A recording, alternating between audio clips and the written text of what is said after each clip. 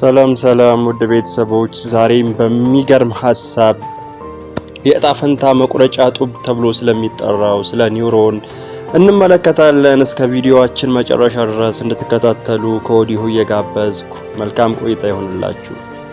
በመጀመሪያ ደረጃ ኒውሮን የሚለውን ስንመለከት የአንጎላችን መሰረታዊ የህይወት ሴል በመባል ይጠራል። እንዲሁም ደግሞ ኒውሮኖች 100 ቢሊዮን ኒውሮኖች ያክል ናቸው አንጎላችንን የገነቡልን። ወይም ደግሞ አንጎልን ስናይ አንጎላችን የተገነባው ከ100 ቢሊዮን ኒውሮን ነው። ስለዚህ እነዚህ ኒውሮን የምንላቸው ነገሮች እርስ በእርስ በኤሌክትሪክ እና በኬሚካላዊ ምልክቶች አማካኝነት መልእክትን ይለዋወጣሉ። መግቢያ ላይ ለመግለጽ እንደሞከርኩት ኒውሮን የሚባለው ምን በመባል ይጠራል? የዕጣ ፈንታ መቁረጫ ጡብ ተብሎ ይጠራልና ለምንድን ነው የዕጣ ፈንታ መቁረጫ ጡብ ተብሎ የሚጠራው የሚለውን ስንመለከት የምናስበው እያንዳንዱ ሐሳብ፣ የምንወስነው እያንዳንዱ ውሳኔ፣ እንዲሁም ደግሞ ቀን በቀን የምናደርጋቸው ልማዶች አሉ። ስለዚህ በየቀኑ የምናስባቸው፣ የምናደርጋቸው፣ የምንወስናቸው ውሳኔዎች አጠቃላይ ምንድናቸው? በኒውሮኖች ትስስር ላይ የተመሰረተ ነው። ስለዚህ አጠቃላይ የምናያቸው፣ የምንሰማቸው እንዲሁም ደግሞ ትኩረት የምናደርግባቸው ነገሮች በብዛት ከነሱ ጋር ተያይዞ ውሳኔ እንወስናለን። እንዲሁም ደግሞ ልማድ ሆነውን ወይም ደግሞ ሳናስበው አውቶማቲካሊ የምናደርጋቸው ነገሮች ሁሉ የተመሰረቱት በምን ላይ ስለሆነ ነው? በኒውሮኖች ላይ ስለሆነ ነው። በኒውሮን ትስስር ላይ ስለሆነ ነው። ስለዚህ የኒውሮንን አወቃቀር እንመለከታለን። በዋናነት በተለይ አንድ ኒውሮን 3 ዋና ክፍሎች ሊኖሩት ይችላሉ። ስለዚህ ከነዛ ውስጥ እየተመለከትን ስንመጣ ከኒውሮኖች ውስጥ ማለት ነው ዴንድራይትስ የተሰኘ መረጃን ከሌሎች ኒውሮኖች የሚቀበሉ እንደ ዛፍ ቅርንጫፍ ያሉ ማራዘሚያዎች ናቸው። ከዛ ደግሞ ልፍ ስንል ሶማ ወይም ደግሞ ሴል ቦዲ ብለን የምንጠራቸው ክፍሎች አሉ። እነሱ ደግሞ መረጃውን የሚያቀናጅ እንዲሁም ደግሞ ምን ልንለው እንችላለን? የኒውሮን እምብርት ልንለው እንችላለን። አግዘን የምንለው ደግሞ መረጃውን ወደ ቀጣዩ ኒውሮን በከፍተኛ ፍጥነት የሚያስተላልፍ ረጅም ገመድ ብለን እንጠራዋለን።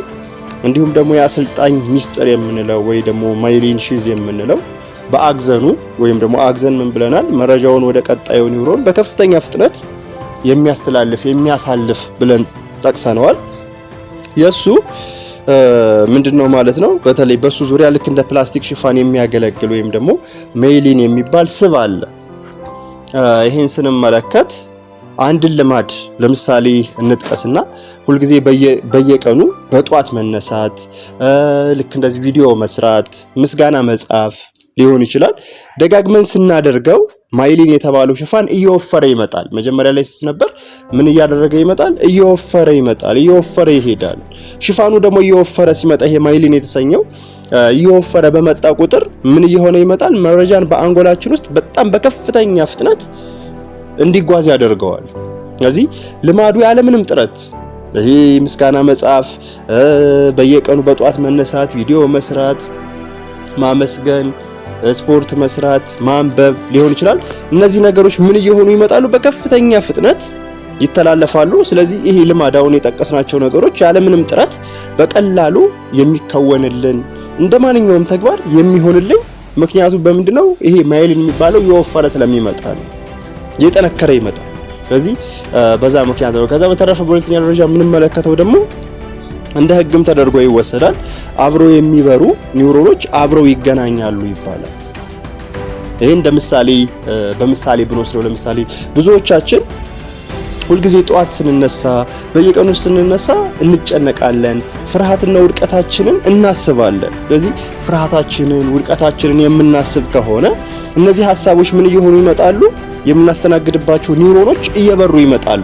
ማለትም የጭንቀት፣ ራስን የመጥላት፣ የፍርሃት፣ የመውደቅ ኒውሮኖች ይበራሉ።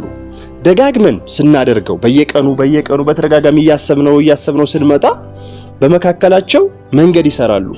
ከዚያም ሳንፈልገው ሁልጊዜ ጨካኝ፣ ተስፋ የቆረጠ ሰው፣ ዓላማ የሌለው ሰው፣ ከንቱነት የሚሰማው ሰው እንሆናለን።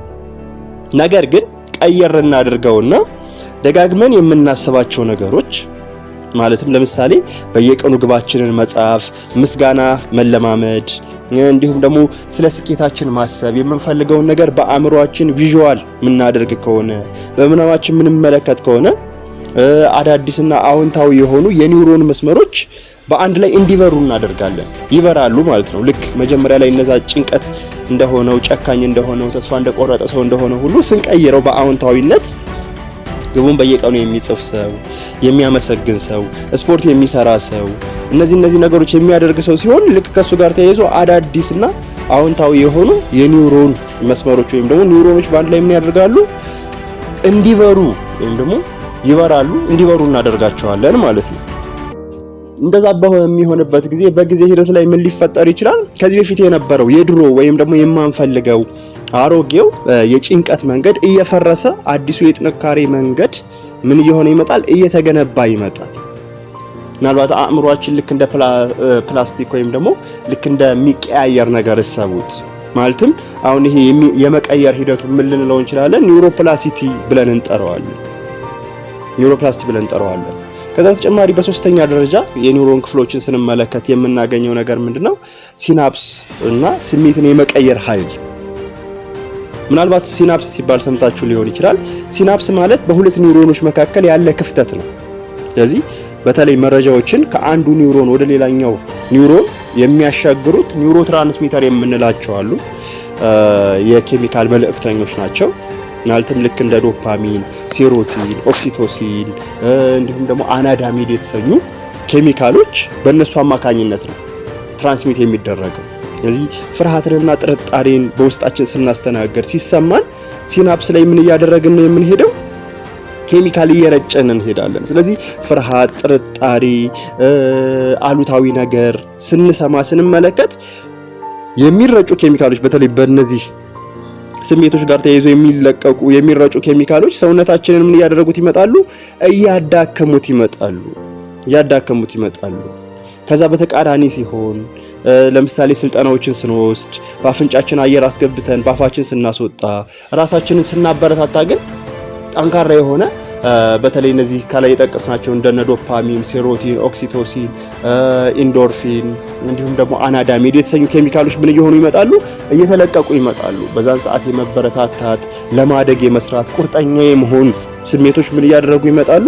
እያደጉ ይመጣሉ ማለት ነው። ስለዚህ በብዛት ብዙዎቻችን ስንመለከት፣ ስናይ፣ ስናስብ ሐሳባችን ወደ መሬት የሚወርድ አይመስለንም። ነገር ግን እያንዳንዱ የምናስበው ሐሳብ እስከ ሰውነት ግንባታ ድረስ ምን ይሆናል? ይመጣል። ለምሳሌ እንበልና በቀላሉ አንድ ሐሳብ ስታስቡ ከዛ ሐሳብ ጋር ተያይዞ ኬሚካል ይለቀቃል። ኬሚካሉ ደግሞ ልክ እያንዳንዱ ሴል እስከ 50 ትሪሊየን ሴል አለው። የወንድ ከፍ ይላል የሚል ጥናት አለ። እስከ 35 ትሪሊየን እስከ 50 ትሪሊየን ይባላልና በእነዛ ሴሎቻችን ውስጥ በመግባት ዲኤንኤ ውስጥ ገብቶ ጂኖችን እያበራ እያጠፋ ፕሮቲን እንዲመረት ያደርጋል። ለምሳሌ ስንጨነቅ ሰውነታችን እንዲደክም በሰውነታችን ውስጥ የተለያዩ በሽታዎች እንዲፈጠሩ ያደርጋል። ከዛ በተቃራኒ ስንሆን ደግሞ የምንፈልገው ነገር ስንመለከት፣ ስናነብ፣ አዎንታዊ ስንሆን፣ ስንሞክር፣ ስንጥር፣ አመስጋኝ ስንሆን፣ ራሳችንን ስናዳምጥ ተስፋን እንዲሁም ደግሞ ጠንካራ የሆነ የኒውሮን መስመር እየገነባ ማንነታችን ይሆናል። ልክ እንደሌሎቹ ልማድ ይሆናልና ኒውሮኖቻችንን እንድናዝ ፈጣሪ ከሰጠን እጅግ በጣም ድንቅ ከሚባሉ ስጦታዎች መካከል አንዱ ኒውሮን ነው። ስለዚህ አንጎላችን ነው። አንጎላችን የተገነባው ከ100 ቢሊዮን ኒውሮኖች ነው። እነዚህ 100 ቢሊዮን ኒውሮኖች ደግሞ ከላይ እንደጠቀስ ነው ወይም ደግሞ እንደተመለከት ነው የሚሰራበት መንገድ በዛ አይነት ሁኔታ ነው። ስለዚህ ሆነ ብለን የምንፈልገውን ነገር ማሰብ በአዎንታዊ መልኩ ለሌሎችም ለራሳችን መልካም ነገሮችን መመኘት አስፈላጊ ነው። ስለተከታተላችሁን ከልብ እናመሰግናለን።